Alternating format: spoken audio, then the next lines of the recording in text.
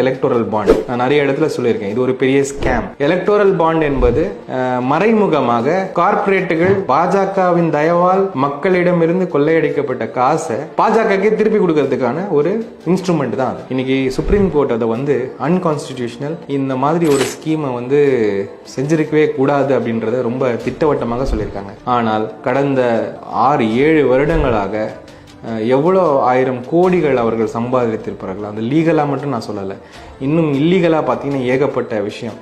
In fact Adani ஒரு முக்கியமான ஒரு ஸ்கேமை வெளியே கொண்டு வந்தாங்க. அந்த ஸ்கேம் எவ்வளோ பெரிய ஸ்கேம்னா, இந்த வரைக்கும் இந்தியாவில் நடந்த பங்கு சந்தை ஊழல்களில் எல்லாத்தையும் விட பல மடங்கு அதிகமான ஊழல். ஆனால் அதை பற்றி ஒரு நியூஸும் கூட வரல, அதை ஒரு என்கொயரியும் வைக்கல.